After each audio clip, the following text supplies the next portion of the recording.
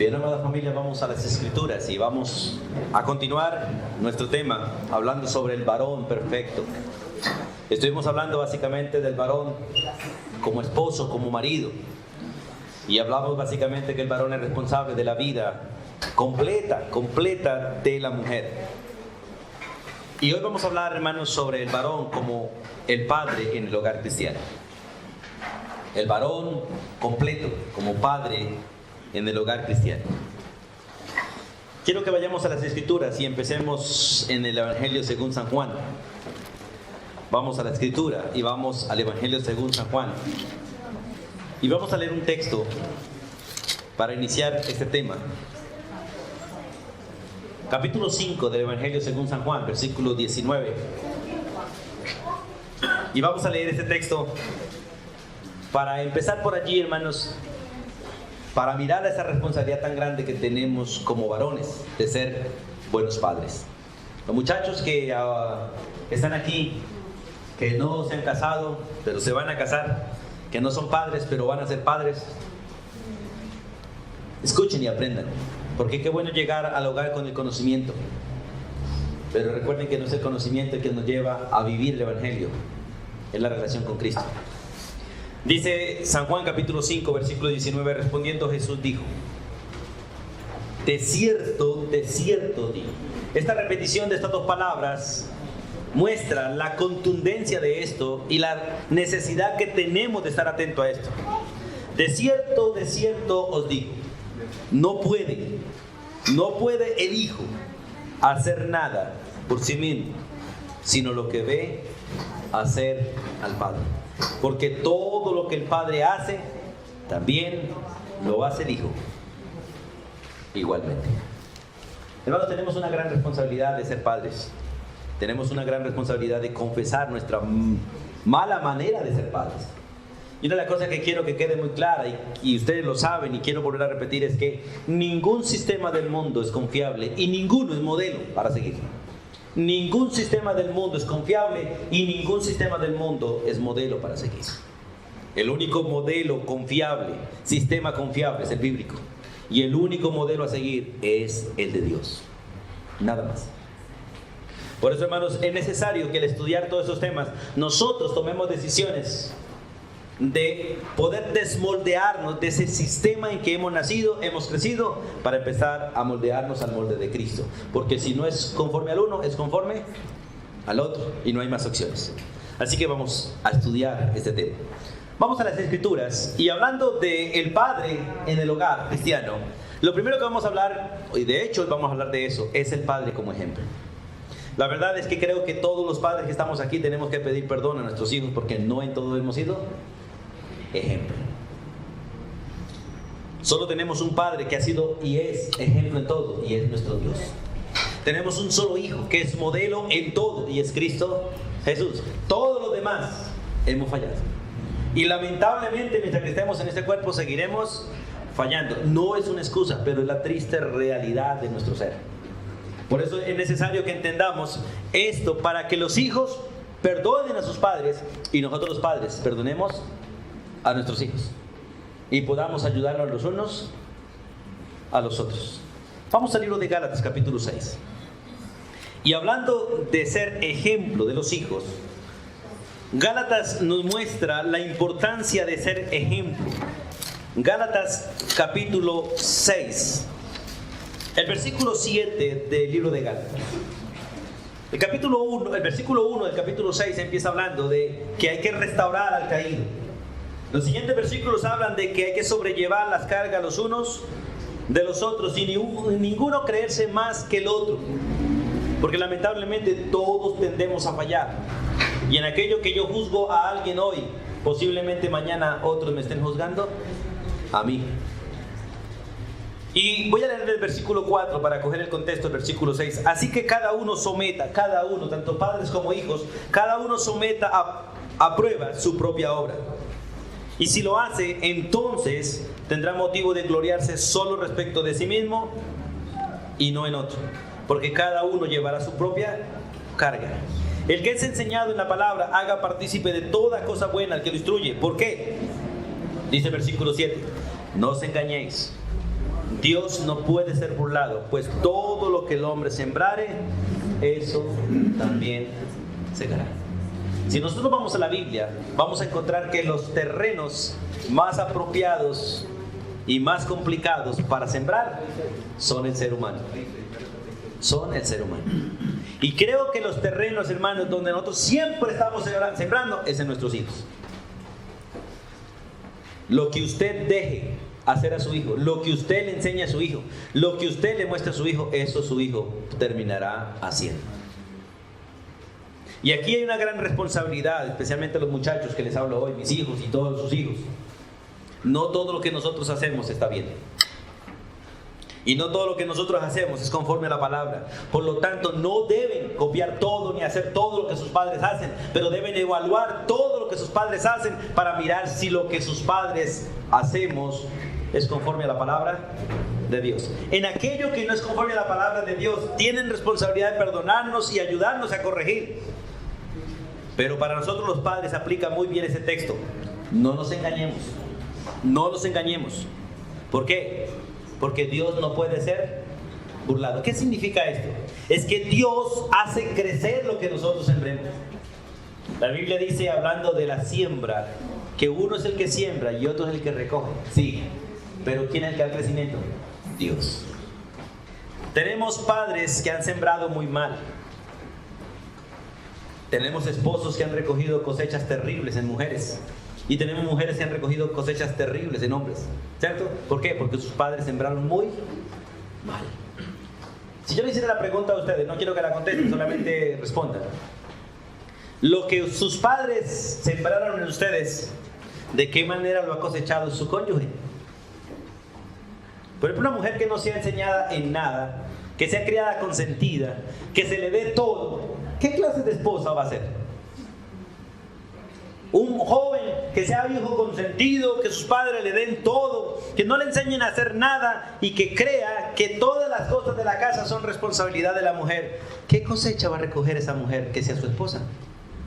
¿Qué clase de marido va a tener?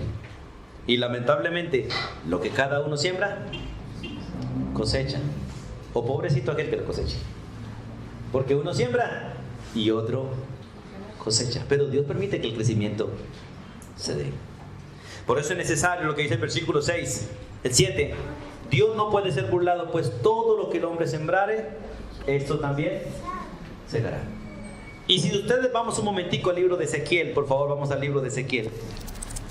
En el libro de Ezequiel hay un capítulo completo, hermanos, que habla sobre esta problemática de, especialmente que recae sobre el varón, porque realmente esta problemática recae sobre el varón. A pesar de que la mujer es maestra de los hijos, realmente el que permite que algo suceda o no suceda en la casa termina siendo el varón. Ezequiel capítulo 18, el versículo 10. Del versículo 4 en adelante está hablando Dios de lo que un hombre puede llegar a ser o no ser. Pero también, lamentablemente, lo que el padre es también puede terminar siéndolo el hijo. Hay excepciones. Hay excepciones donde tenemos padres completamente malos con hijos justos. Y tenemos excepciones donde hay padres completamente justos con hijos re malos. Pero por lo general, lo que uno siembra, recoge. Y el versículo 10 dice, mas si engendrare. Porque eso empieza desde el momento de hacerlo, hermano. No solamente la crianza, sino el momento de hacerlo. Porque los hijos aprenden de uno desde el vientre. Y lamentablemente las células de nosotros van contaminadas de la pecaminosidad nuestra. Y se une un esperma y un óvulo contaminados. Y a veces con ciertas tendencias familiares que van en la genética como grabadas. Mas si engendrare hijo, ¿qué? Ladrón. Hijo asesino. O que haga alguna de esas cosas que dicen los versículos 3 al 9.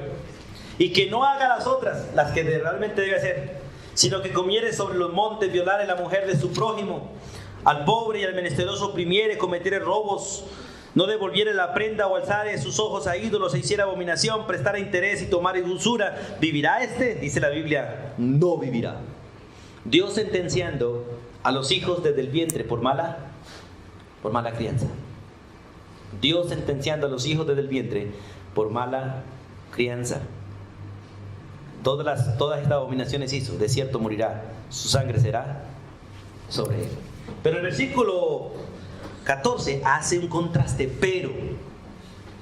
pero si engendrare hijo, escuche, el cual viere todos los pecados que su padre hizo y viéndolos no hiciere según ellos.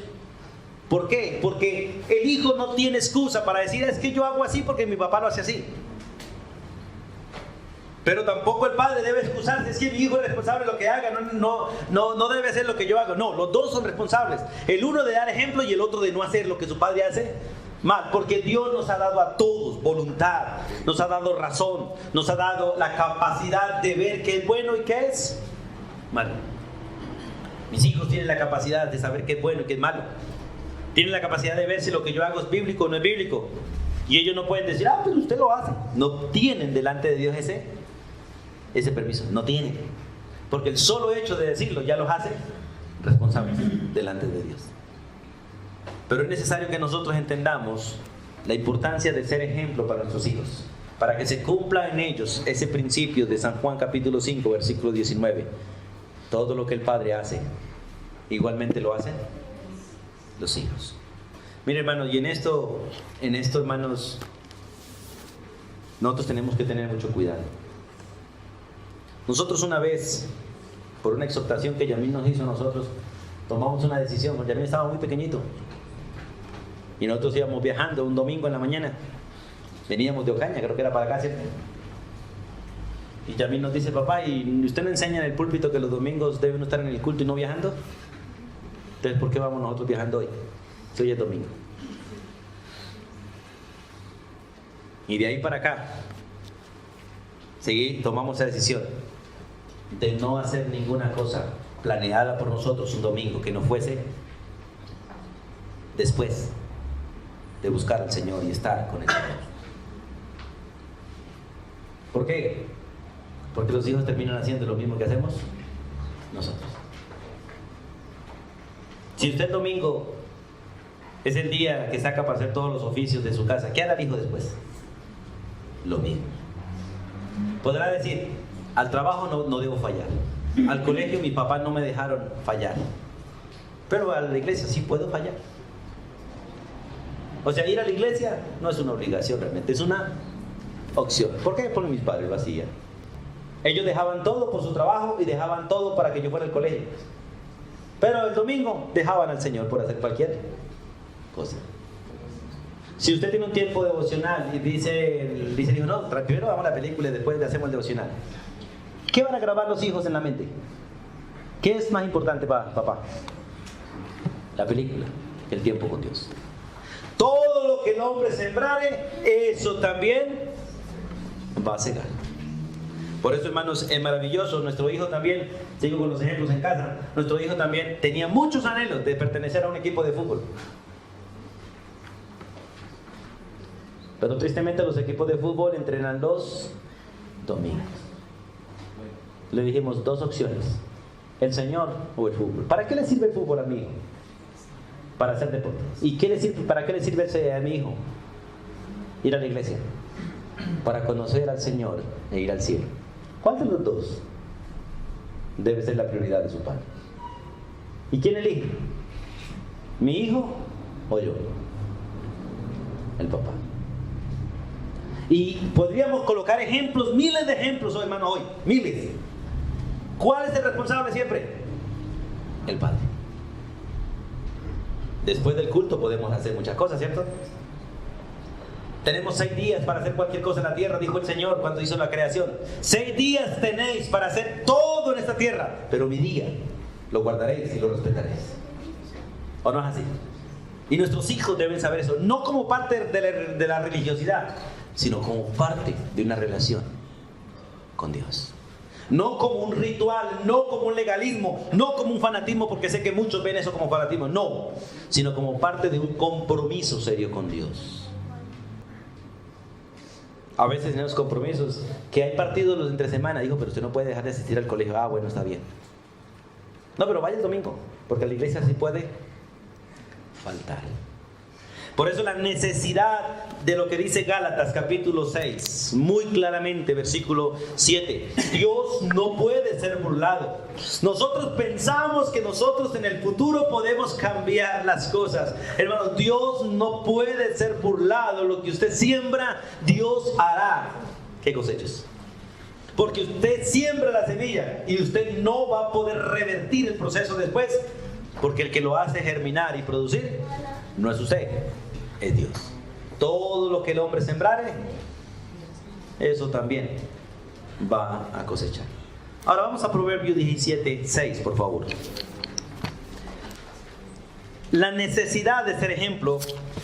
En cierta manera vamos a tomar este texto para mirar algo de la necesidad de ser ejemplo. Proverbios 17, versículo 6. Hay una necesidad grande. Y es que en la vejez los hijos se van a avergonzar o se van a gloriar de usted por la educación que usted le dio.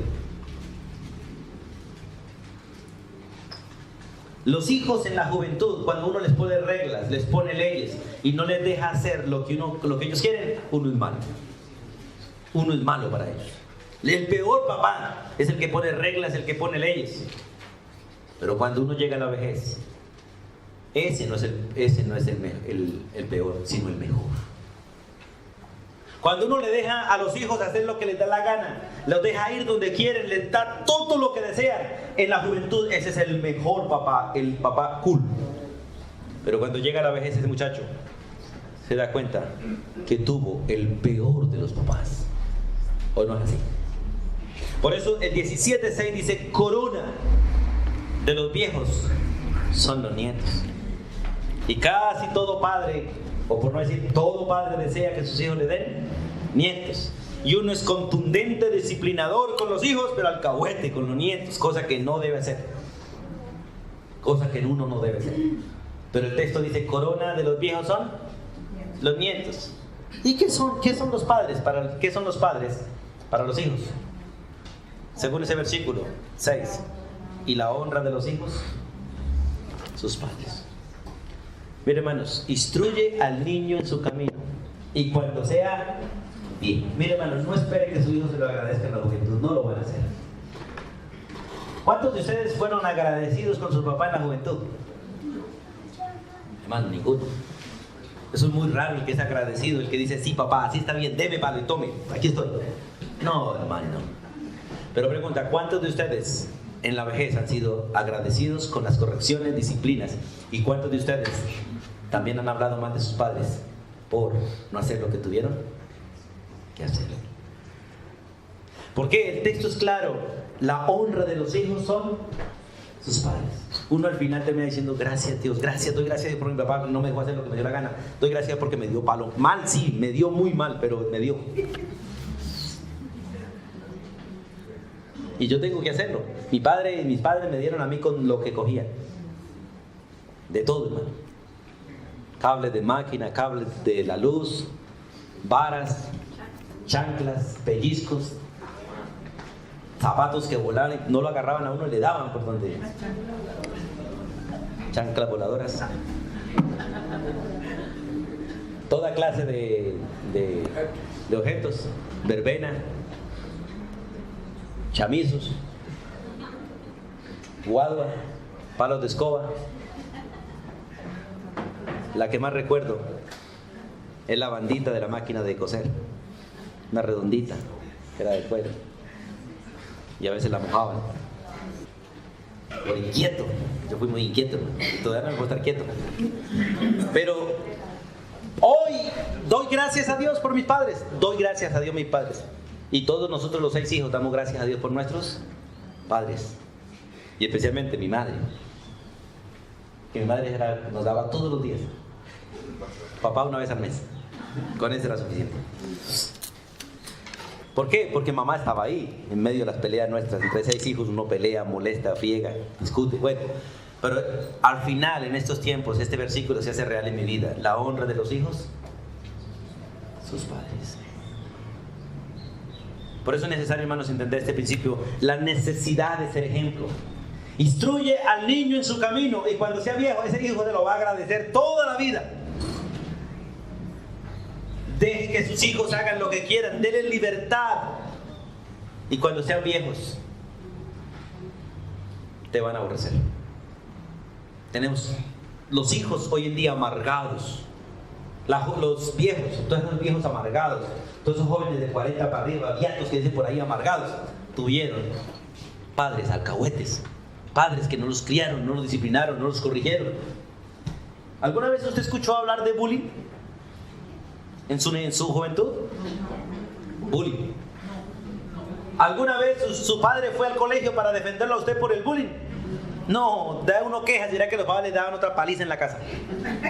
Mi profe me está haciendo bullying irrespetuoso y tenga. Yo recuerdo cuando mis compañeros me hicieron llorar, me hacían llorar por apodos, por empujones, por gritos, y uno no se quejaba de bullying. Era parte de la educación natural. Y cuando usted va al colegio a quejarse de su hijo por bullying, usted es un inmaduro que no recuerda que los tiempos suyos eran peores que los días de hoy, o iguales. Solo enseña a su hijo a ser respetuoso y a ser valiente.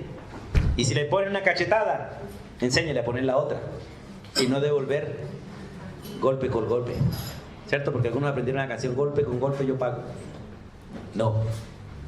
Por eso es maravilloso entender, ser ejemplo es una gran responsabilidad de padres.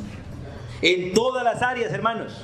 Ahora, hay muchos aspectos en los cuales nosotros debemos ser ejemplo y la Biblia es clara en eso. Vamos al libro de Malaquías un momentico para introducir esta parte de aspectos en el ejemplo. En el libro de Malaquías, el último libro del Antiguo Testamento, por favor, los que tienen Biblia y están dando vueltas. Malaquías, capítulo 4. En el libro de Malaquías, capítulo 4, versículos 5 y 6, los últimos dos versículos de este libro.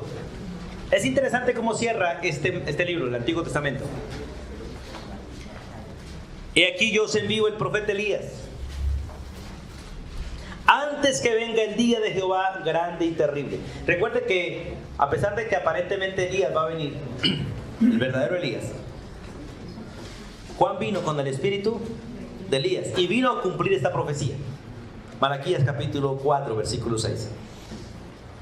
Él hará volver el corazón de los padres hacia los hijos y el corazón de los hijos hacia los padres, no sea que yo venga y hiera la tierra con maldición. Es interesante que en el Antiguo Testamento la última palabra del Antiguo Testamento es maldición. Pero ¿a qué equivale o por qué el Señor sentencia a la tierra con maldición? ¿Por qué? Por ese conflicto terrible entre padres e hijos. Y lamentablemente, entre más se acerca la segunda venida de Cristo, más se rebelan los padres contra los hijos y los hijos contra los padres. Y Pablo a Timoteo es muy claro, hablando de los peligros de los últimos tiempos, hablando de que los últimos tiempos serían peligrosos exactamente por eso. Porque nacerían gente terrible, amadores de sí mismos, vanagloriosos, soberbios, intemperantes, crueles, aborrecedores de lo bueno, desobedientes a los padres, ingratos, impíos, que tendrán apariencia de piedad, pero con sus hechos negarán la eficacia de ella. Ahora, si ustedes van un momentico a Lucas, capítulo 1, ustedes van a encontrar que esta profecía en cierta manera se cumple en Juan Bautista. Cuando se anuncia el nacimiento de Juan Bautista, se le profetiza también que él va a cumplir esa profecía de Malaquías, capítulo 4, versículos 5 y 6. Lucas 1, 17, hablando de Juan Bautista, se le dice a Zacarías esta palabra: e irá delante de él, o sea, delante de Jesús, porque vino a ser precursor de Cristo. E irá delante de Cristo con el espíritu y el poder de Elías. No será Elías, pero irá con ese poder y el espíritu de Elías. ¿Para qué? Dice, para hacer volver los corazones de los padres a los hijos, y no solo eso, sino de los rebeldes a la prudencia de los justos, y para preparar al Señor un pueblo bien dispuesto. Mira, hermano, la problemática número 1 de nuestra sociedad radica aquí, en el mal ejemplo de los padres y en la rebelión de los hijos a los padres. En esto radica básicamente la esencia de nuestra sociedad. El problema de la sociedad realmente no está en los gobiernos. Influyen muchos gobiernos, pero el problema serio de la sociedad está en el seno del hogar. En el seno del hogar. Y especialmente la irresponsabilidad paternal en la educación de los niños. Nosotros como sociedad estamos entregando nuestros hijos a la sociedad, a que los eduque. Estamos decidiendo o dejando que los colegios decidan por nuestros hijos, dejando que los psicólogos decidan por nuestros hijos, dejando que el gobierno elija por nuestros hijos. Ellos deciden qué aprenden nuestros hijos, y así no debe ser. Y si hay algo que el mundo ha elegido, ha decidido, es que nuestros hijos no busquen a Dios ni estudien las Escrituras. Si hay algo que el sistema ha elegido, es que nuestros hijos tengan libertad para escoger el Dios que quieran. Pero les imponen la droga, les imponen la homosexualidad, les imponen todo lo demás, pero les dan libertad para que elijan el Dios que deben adorar. Y así no debe ser. Así no debe ser. Hoy en día tenemos una sociedad donde los hijos no tienen niñez. El sistema educativo exige que el niño desde que nace debe estar fuera de la casa. Y los padres creen que los niños deben estar en una guardería para que tengan amistad. ¿Usted cree que hay una amistad mejor que la de sus padres? ¿Y usted cree que hay una compañía mejor que la de una madre? No. Pero la sociedad dice que la madre debe trabajar y los niños deben estar en una guardería, ¿o no es así? ¿Dios aprueba eso? No. Para nada. Para nada. ¿Hasta cuánto tiempo estaban los niños en la casa de un judío? ¿Cuándo salían a una escuela? La educación verdadera está en casa. Y muchos de ustedes creen que si sus hijos están en casa, son perdedores de tiempo. ¿Saben por qué? Porque los papás o la mamá no es capaz de dedicarle tiempo a los hijos. Entonces hay que meterlos en fútbol, hay que meterlos en patinaje, hay que meterlos en natación, hay que meterlos en cualquier cosa. Y tenerlos lejitos de casa y el padre como un esclavo, para allá y para acá. ¿Eso es correcto? No. No. No es correcto. Por eso, hermanos, qué bueno que busquemos la Escritura para que los hijos sean vueltos a los padres y los padres a los hijos. Porque el sistema ha apartado a los hijos de los padres y a los padres de los hijos. Y Dios quiere que con la Escritura los hijos vuelvan a ser propiedad de los padres y los padres vuelvan a la responsabilidad de criar a sus hijos. Y como va el sistema, tarde o temprano la iglesia va a tener que tomar esta decisión de tener su escuela en casa. El home school, alumnos en casa, y mamá volver a la casa a enseñarles. Porque lamentablemente el sistema del mundo está quitando todo principio ético, moral y religioso de los muchachos. Y si quedan sin esos 3 principios, los muchachos terminan siendo del mundo y no de Dios. Por eso es necesario entender estos principios de ser ejemplo y trabajar. Y la palabra de Dios es muy clara en que nosotros tenemos que ser modelos para los hijos, en todo, ejemplo en todo. Y vamos a ir a Timoteo, un texto que ustedes conocen, solamente quiero repasarlo hoy. Hablando del varón completo, del varón que es modelo, empieza a ser modelo en casa, para que pueda también servir en la iglesia y pueda también impactar la sociedad. Todo eso empieza en casa. La verdad, hermanos, que si muchos de los empleados hoy en día les revisaran el hogar, no los emplearían. No los emplearían. Porque el que no funciona en casa, no funciona en ningún lado. Y el que no gobierna su casa, desafortunadamente, hermanos, no puede servir en ningún lugar tampoco. 1 Timoteo capítulo 3, versículos 4 y 5. Hablando del varón, dice que debe gobernar. No dice que gobierne su casa, no dice eso. ¿O sí? No. Dice que gobierne bien. ¿Qué significa eso? Que hay una sola manera de ejercer gobierno en casa como padre. Una sola manera de ejercer gobierno. Y no es como cada uno de ustedes quiera. Porque algunos en la iglesia he escuchado mucho, hermano, es mi casa y yo gobierno mi casa. Sí, correcto, hermano, pero no puede hacerlo como usted le dé la gana. El gobierno que usted tiene en su casa es el mismo que yo debo tener en mi casa si los dos somos hijos de Dios. Si usted es un impío, el gobierno suyo será conforme al mundo, pero el gobierno de dos creyentes debe ser el mismo, porque los principios son los mismos. Variará mucho por el carácter de los hijos y de la esposa, variará mucho en la metodología, pero no en los principios. Los principios son los mismos. ¿Qué va a decir, hermano Orlando?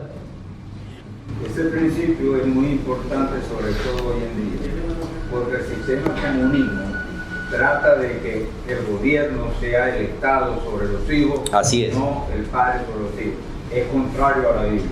Amén. Lo digo con toda propiedad porque la tendencia viene en las elecciones, viene a la izquierda es comunista. Así es, hermano.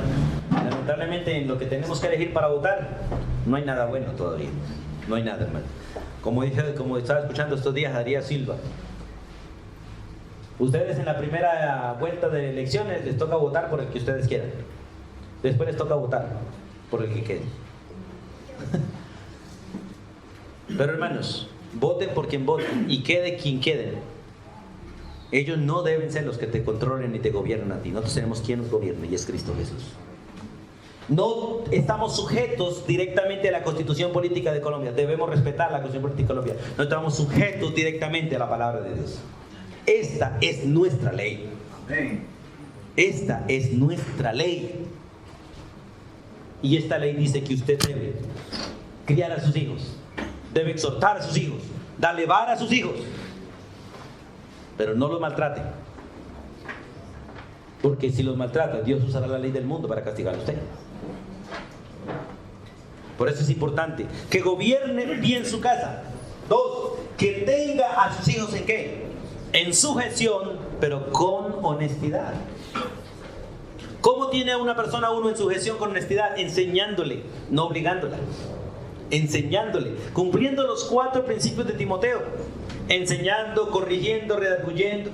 Enseñando, toda la escritura es útil para enseñar. Redarguyendo, corrigiendo, instruyendo. Bajo esos 4 principios. Y mostrándole que el propósito es para que él sea perfecto delante de Dios, no delante de la sociedad. Porque la mayoría de los padres hoy en día están formando hijos perfectos para la sociedad. Están formando profesionales para la sociedad. Y yo cada vez que repito esto quiero que me entiendan. Yo no estoy en contra de ser profesionales. Pero la Biblia está en contra de que usted ponga como prioridad el ser profesional antes que ser temeroso de Dios. Antes que ser temeroso de Dios. Si usted como padre prefiere que su hijo haga las tareas primero antes que lea la Biblia, usted está fregado, hermano. Y tienes una mala relación con Dios. Si usted tiene o hace que su hijo se aparte de las cosas de Dios, de los compromisos en la iglesia, para que responda en la universidad, usted está fregado. Porque está eligiendo primero al mundo y a Dios. Usted tiene que enseñar a sus hijos que todo tiene su tiempo, pero la prioridad es Dios. Que no se meta en todo, pero que no pierda el compromiso con Dios. ¿O no es así? Primero el Señor. Busquen primeramente el reino de Dios y hacer lo que Él manda. Y lo demás viene por añadidura. Lo demás viene por añadidura. Por eso el texto es muy claro. Que tenga a sus hijos en sujeción con toda honestidad. ¿Por qué?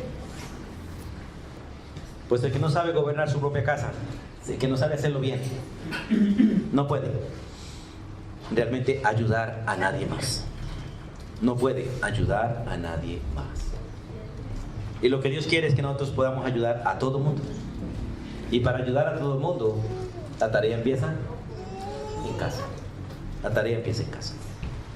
Lo mismo dice Tito 1:6 y Primera de Pedro 5.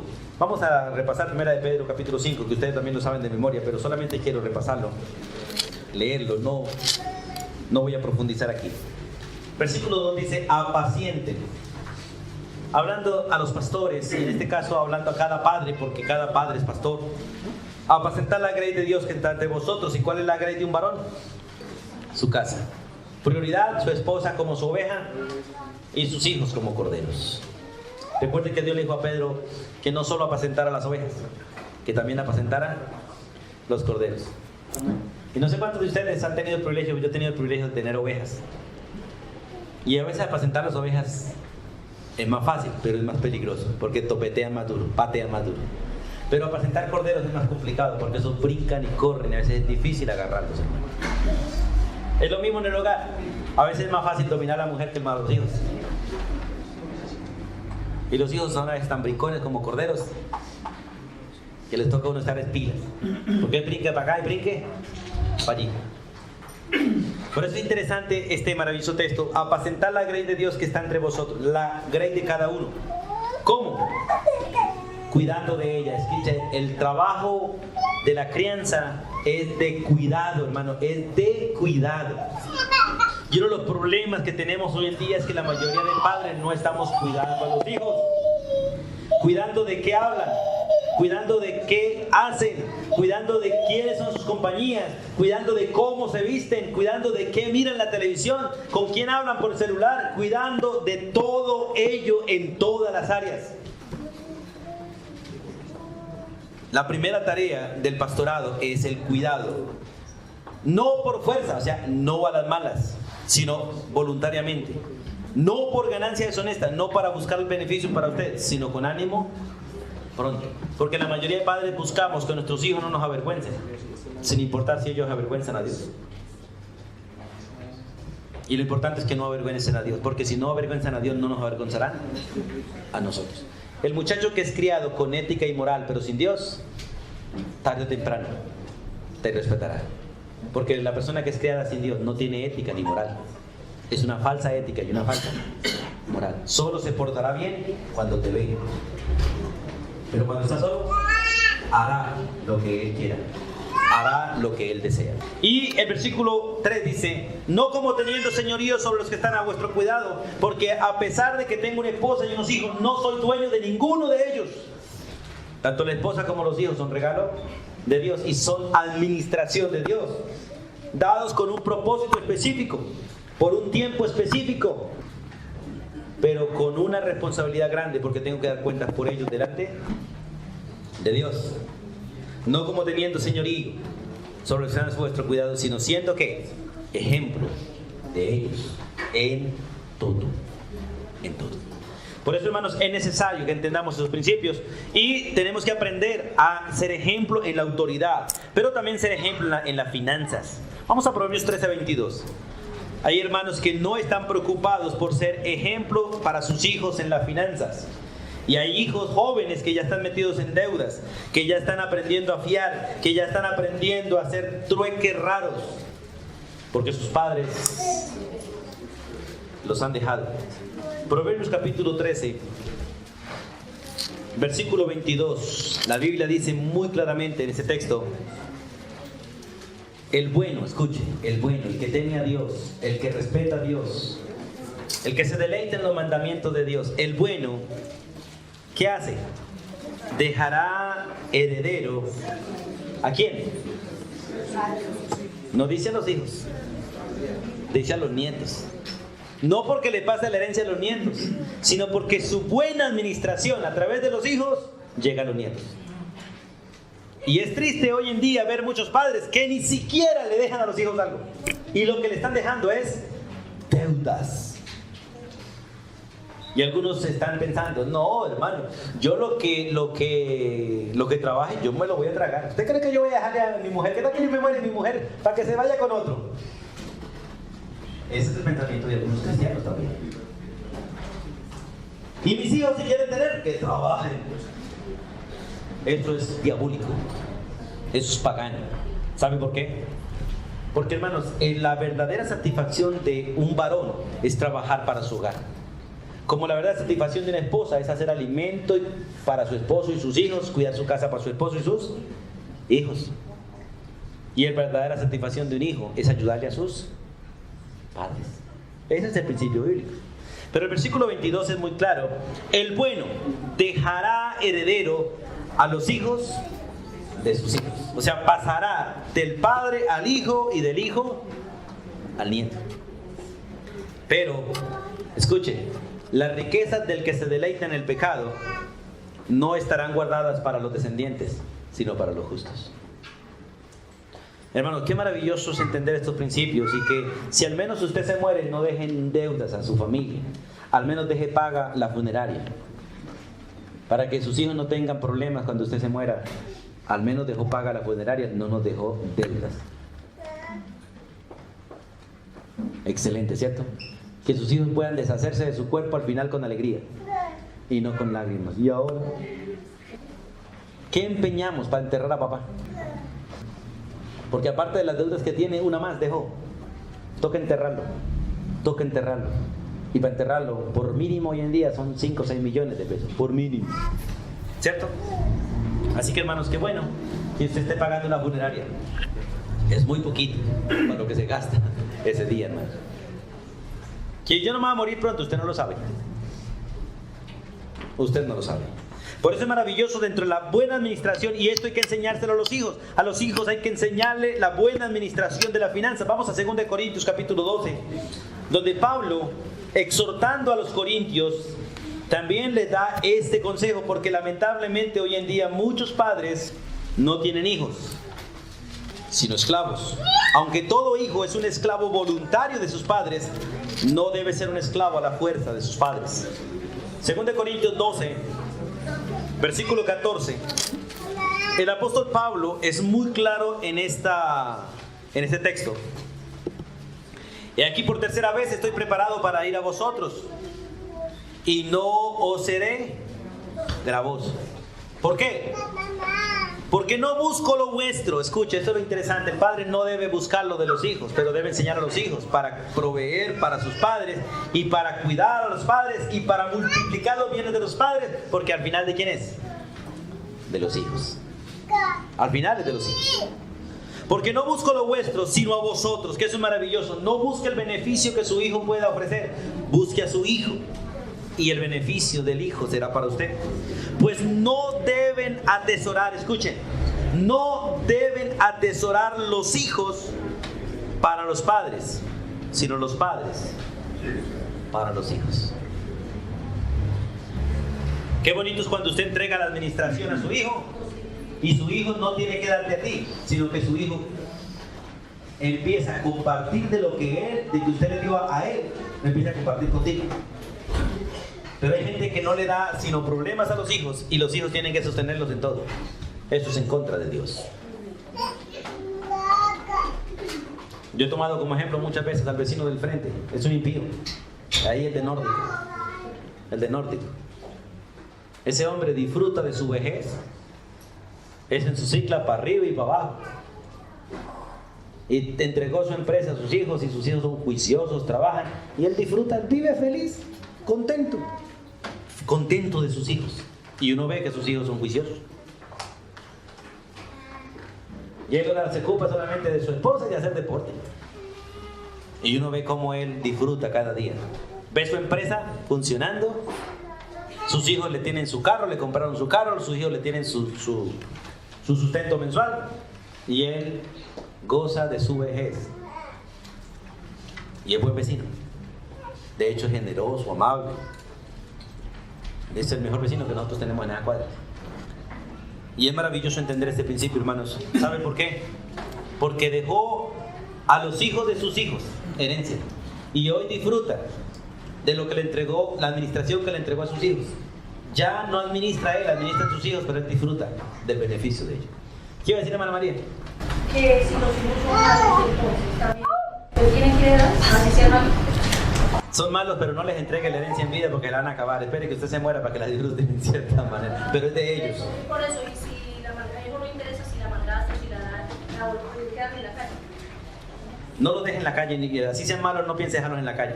No, yo digo que así ellos hagan lo que quieran. Pero después de su muerte.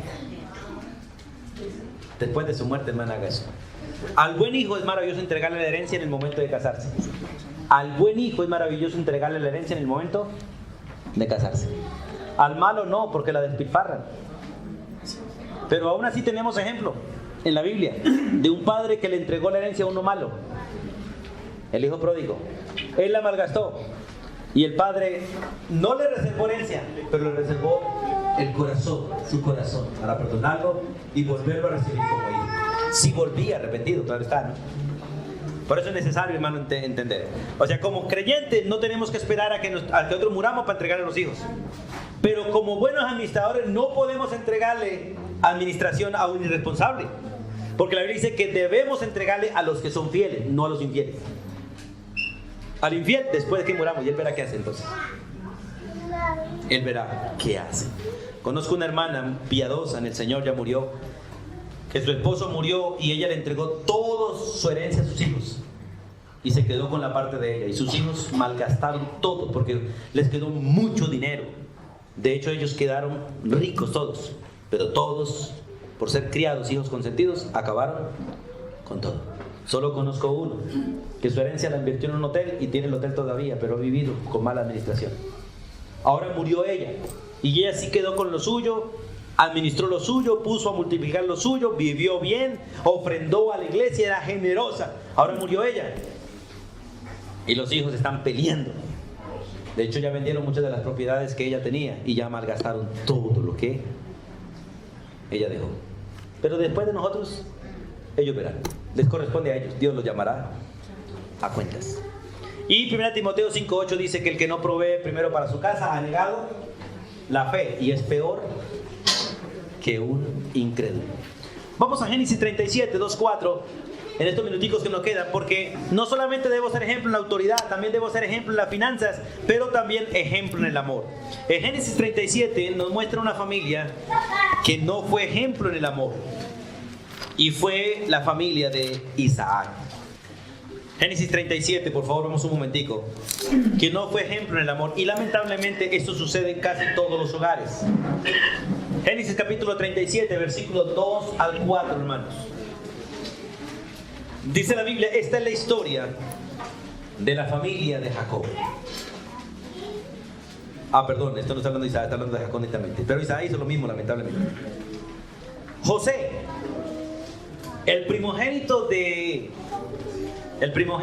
Jacob con su amada Raquel. El número 11 de sus hijos, pero el primogénito con su amada. Siendo de edad de 17 años, José apacentaba las ovejas con sus hermanos. Recuerde que esa es la edad en que fue vendido. Y el joven estaba con los hijos de Bila, con los hijos de Silpa, mujeres de su padre, e informaba a José, a su padre, la mala fama de sus hijos. O sea que era chismoso de la familia según los hermanos, pero era el informante del padre según su papá. Versículo 3. Mire el error allí. Y amaba Israel a José más que a todos sus hijos, porque lo había tenido en su vejez, y le hizo una túnica de diversos colores. Y viendo sus hermanos que su padre lo amaba más que a todos ellos, le aborrecían y no podían hablarle pacíficamente. Un ejemplo equivocado de amar a los hijos. Lamentablemente se sigue viendo hoy en día, y especialmente en las familias grandes, donde el consentido es el último, y por culpa del último todo el mundo lleva del bulto, y eso está mal, hermanos. Tanto al chiquitico como al grande hay que darle palo cuando yerran. Tanto al chiquito como al grande hay que ponerlos a lavar loza, a tender cama, igual, solo que en el proceso de madurez de cada uno. Y decirle al grande, dijo, no le puedo exigir al chiquito lo mismo que usted, pero a los dos les voy a exigir. Pero cuando haya que darle palos, se le da a todos, por el mismo lugar. Pero lo triste es ver cómo algunos padres siguen amando a los chiquitos y menospreciando a los grandes. Y es triste ver a algunos grandes que se quejan de cómo papá consiente al chiquito, pero a él le exige todo. Y es triste ver cómo algunos padres se volvieron alcahuetes y alcahuetean a los nietos, y los hijos le reclaman, a mí sí me pegaba, pero al nieto sí no. A mí me tiraba pellizco, pero al nieto sí lo deja hacer lo que da la gana, ¿cierto? Es un mal ejemplo, eso indica que no tiene madurez en el amor, está dañado en el amor a sus hijos. Y al alcahuetear, al consentir a alguno más que al otro, está haciendo que ellos se aborrezcan los unos a los otros. Lo mismo pasó con Isaac, hizo que Jacob y Esaú se aborrecieran el uno al otro, porque el uno amaba al uno y el otro amaba al otro. Lo mismo pasó con Jacob, hizo que todos los 11 aborrecieran a José. Todos los 11 aborrecieran a José y que lo vendieran. Ejemplos que vemos en las escrituras, hermanos, de mal ejemplo. Y terminamos con Amós 2:4. Amós 2:4. Vamos al libro de Amós. Los profetas menores, está Oseas, está Joel y después está Amós. Amós 2:4. Así ha dicho Jehová: por 3 pecados de Judá y por el cuarto no revocaré su castigo. ¿Y cuáles son los 3 pecados que mencionan? Todos tienen que ver con la instrucción, con la palabra de Dios. Primero, no guardaron sus ordenanzas. Segundo,